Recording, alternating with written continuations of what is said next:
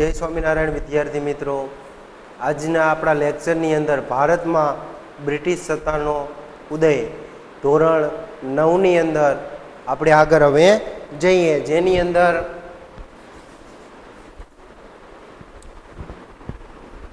ધોરણ 9 ભારતમાં બ્રિટિશ સત્તાનો ઉદય, જેની અંદર આપણે વાત કરી કે બક્સરનું યુદ્ધ જે રહ્યું લડાતું જોવા મળે છે, જેની અંદર સંયુક્ત સેનાનો પરાજય થતો જોવા મળે છે અને અંગ્રેજો જે રહ્યા એમનો વિજય થતો જોવા મળે છે. પણ હવે અંગ્રેજો શું કરે છે કે ધીમે ધીમે વિસ્તાર, જમીન વિસ્તાર જે રહ્યો એ વધારતો જોવા મળે છે. એના માટે થઈ અને ઘણા બધા અંગ્રેજ ગવર્નરો જે ભારતની અંદર એ આવતા જોવા મળે છે. તો આપણે છેલ્લે વાત કરી હતી કે કોર્નવોલિસ જે રહ્યો એ ગવર્નર બની અને ભારતની અંદર આવતો જોવા મળે છે. એના પછી સર જોન્સ રોય સર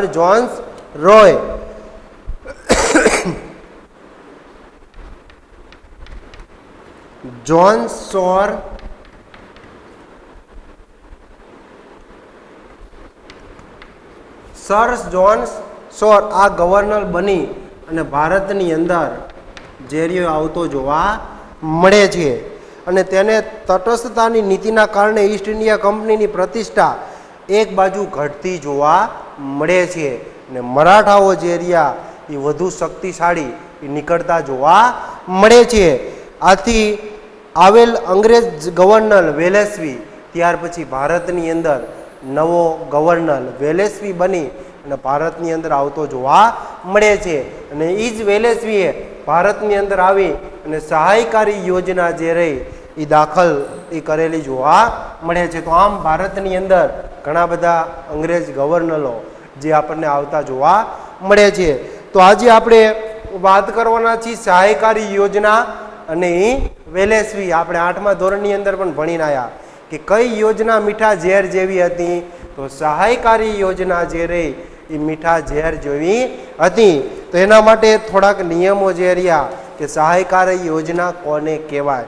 તો સહાયકારી યોજનાની અંદર આપણે જોઈએ કે ભારતમાં ફ્રેન્ચો શક્તિશાળી બનવા અટકાવવા અને ભારત દેશના રાજ્યોમાં અંગ્રેજ સત્તા સર્વોપરી બનાવવા માટે વેલેસ્લીએ સહાયકારી યોજના બનાવી હતી. ભારતની અંદર ભારતમાં ફ્રેન્ચો, કારણ કે વેપાર કરવા માટે થઈ ફ્રેન્ચો, પોર્ટુગીઝો, અંગ્રેજો ભારતની અંદર જે રહ્યા એ વેપાર કરવા માટે થઈ અને આવતા જોવા મળે છે. તો ભારતમાં ફ્રેન્ચોને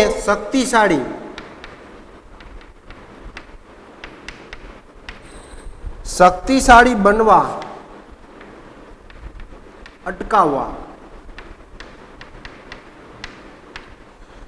અટકાવવા અને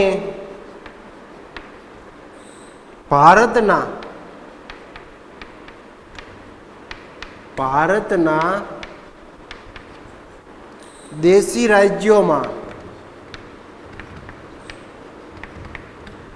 રાજ્યોમાં અંગ્રેજ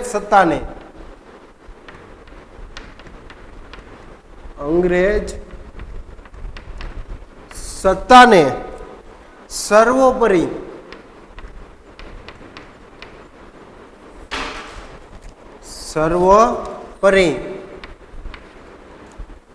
સર્વોપરી બનાવવા લોર્ડ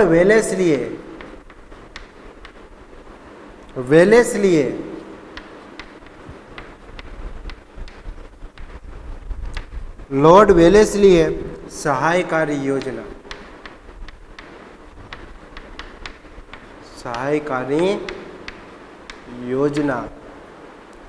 બનાવી હતી.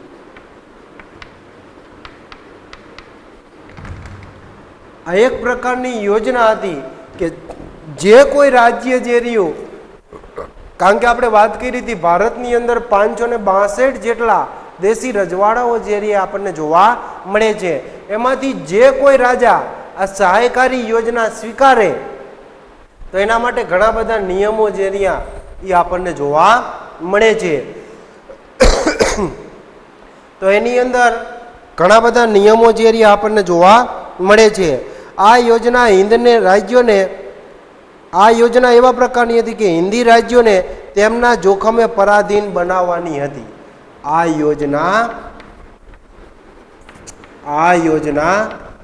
હિન્દી રાજ્યોને પોતાના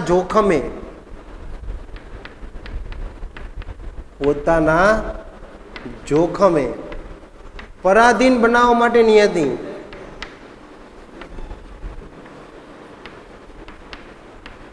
બનાવવા માટેની આ યોજના જે રહી એ હતી કે પોતે આ રાજ્યની અંદર આ યોજના જે રહ્યા એ સ્વીકારે. આ યોજના સ્વીકારનાર રાજાએ પોતાના રાજ્યમાં અંગ્રેજોનું લક્ષર રાખવું પડતું હતું કે આ યોજના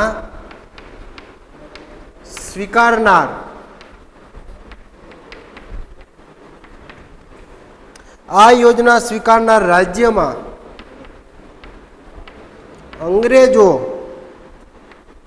અંગ્રેજોનું લશ્કર રાખવું પડતું હતું.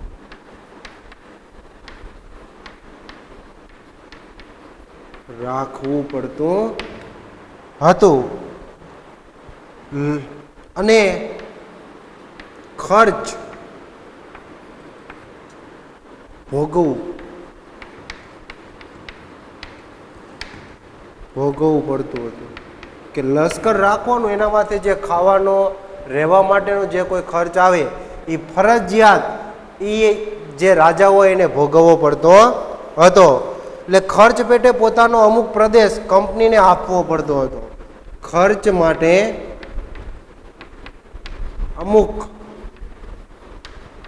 અમુક વિસ્તાર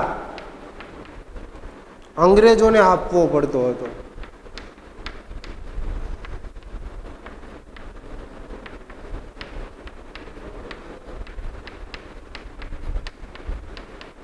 અમુક પ્રકારનો ખર્ચ જે રહ્યો એ અંગ્રેજોને આપવો પડતો હતો.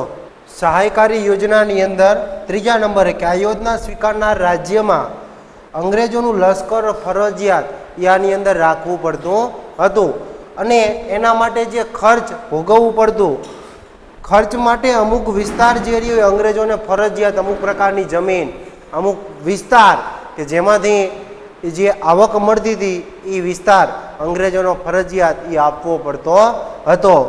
ચોથા નંબરનો મુદ્દો વાત કરીએ તો એની અંદર આ યોજનાના અમલ માટે આ યોજનાના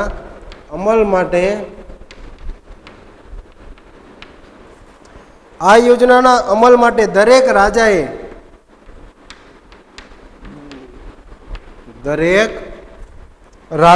પોતાના રાજ્યમાં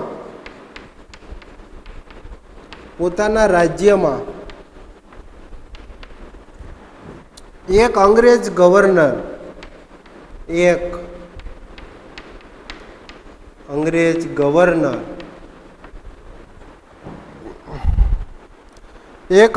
ગવર્નર રાખવો પડતો.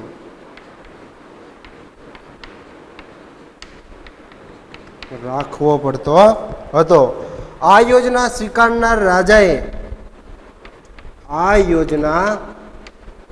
સ્વીકારનાર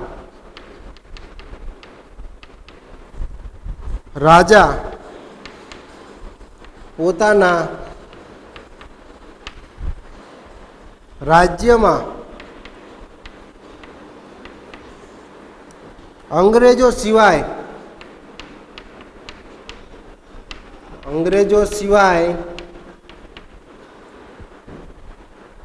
બીજા કોઈ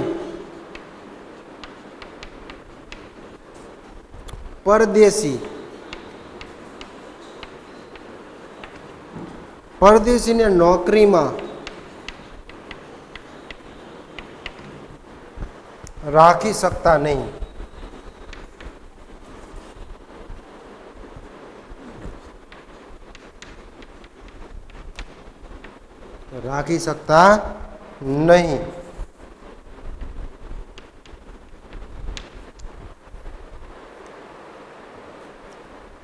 6 નંબરનો ટોપિક આવે છે કે આ યોજના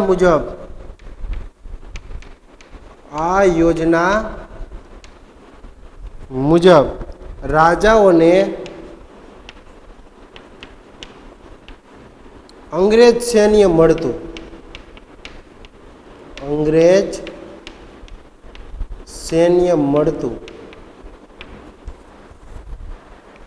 પરંતુ તેનો ઉપયોગ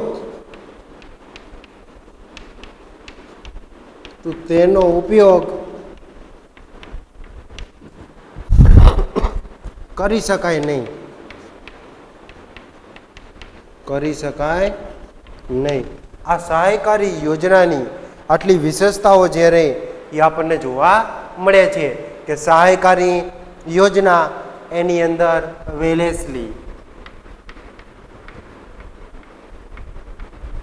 વેલેસ્લીએ સહાયકારી યોજના જે રહી એની શરૂઆત કરી હતી. એના કારણો જે રહ્યા મીન્સ કે યોજનાના હેતુઓ અથવા એની વિશેષતાઓ કઈ કઈ હતી, તો સહાયકારી યોજનાની વિશેષતાઓ જે રહી એ આપણને આટલી જોવા મળે છે કે ભારતમાં ફ્રેન્ચોને શક્તિશાળી બનવા અટકાવવા અને ભારતમાં દેશી રાજ્યોના અંગ્રેજ સત્તાને સર્વોપરી બનાવવા માટે કે ફ્રેન્ચો જે રહ્યા એને શક્તિશાળી, કારણ કે ફ્રેન્ચો પણ વ્યાપાર કરવા માટે થઈ અને ભારતની અંદર આવતા હતા.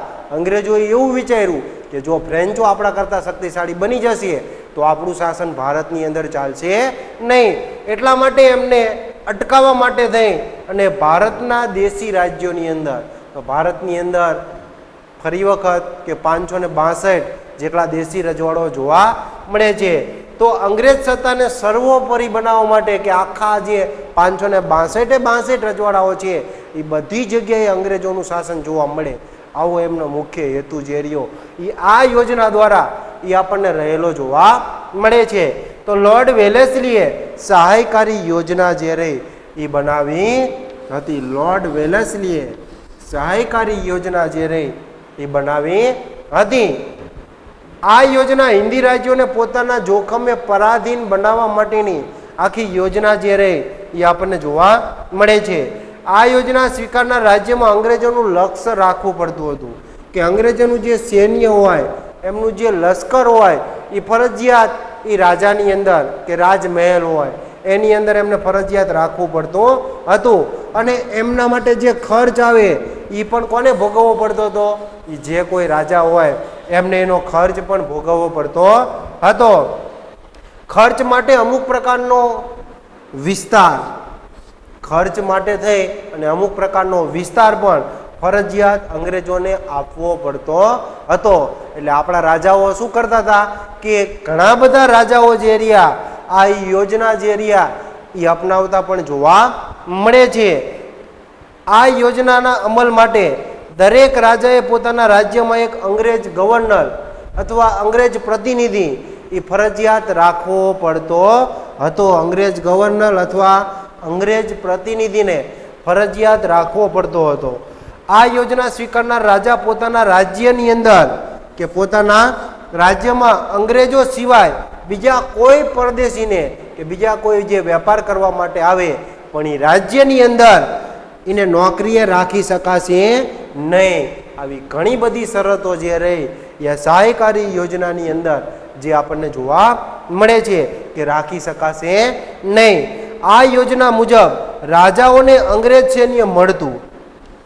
શું હતું કે આ યોજના અનુસાર અંગ્રેજોને સૈન્ય તો મળતું. અને સમયે આપણા રાજાઓ શું કરતા હતા કે બીજા રાજાને હરાવવા માટે થઈ અને આ યોજના જે રહી ઘણા બધા રાજાઓએ આનો ઉપયોગ પણ કરેલો જોવા મળે છે, પરંતુ તેનો ઉપયોગ કરી શકતા નહીં. આનો ઉપયોગ જે રહ્યા એ અંગ્રેજોને પૂછ્યા વગર કરી શકાતો નહોતો. એટલે આમ યોજનાના સ્વીકારનારા રાજ્યો કે આ યોજના કયા કયા રાજ્યોએ સ્વીકારી હતી, તો એની અંદર પહેલું આવે છે નિજામ. હૈદરાબાદનો જે નિજામ હતો એને આ યોજના જે રહી એ સ્વીકારી હતી. પછી મૈસૂરની અંદર પણ આપણે જોયું હતું કે ટીપુ સુલતાન મૈસૂરના વાઘ તરીકે ઓળખાતો હતો, એને પણ આ યોજના જે રહી એ સ્વીકારવી પડી હતી. ત્યાર પછી આવે છે અવધનો રાજા. તો આપણે વાત હમણે પણ કરી કે અવધનો રાજા કોણ હતો? સુજા-ઉદ દૌલા. એને પણ આ યોજના જે રહી બીજા રાજાને હરાવવા માટે થઈ અને સ્વીકારવી પડી હતી. ત્યાર પછી ગાયકવાડ, આ બધા રજવાડાઓ એવા છે. પછી સિંધિયા, ત્યાર પછી આવે છે ભોસલે, હોલકર. આ બધા રજવાડાઓએ આ યોજના જે રહી એ સ્વીકારેલી જોવા મળે છે કે નિજામ, મૈસૂર, અવધ, ગાયકવાડ, સિંધિયા, ભોસલે, હોલકર આ બધા રજવાડાઓએ વેલેસ્લીની જે સહાયકારી યોજના હતી એ પોતે એનો ભોગ જે રહ્યો એ બનેલો જોવા મળે છે. માલવના પ્રાંતના મહારાણી હતા જ્યાં હોલકર રહ્યા એ પોતે મહારાણી હતા કે માલવ પ્રાંતની અંદર એમનું શાસન જે રહ્યું એ જોવા મળે છે. અહેમદનગર મહારાષ્ટ્રની અંદર એ સમયે મહારાષ્ટ્રની અંદર અહેમદનગરની અંદર માલવા પ્રાંતની અંદર માલવા નામનો પ્રાંત હતો. માલવા પ્રાંતની અંદર આ હોલકર જે રહ્યા અહલ્યાબાઈ હોલકર, એમનું પૂરું નામ એવું છે અહલ્યાબાઈ હોલકર.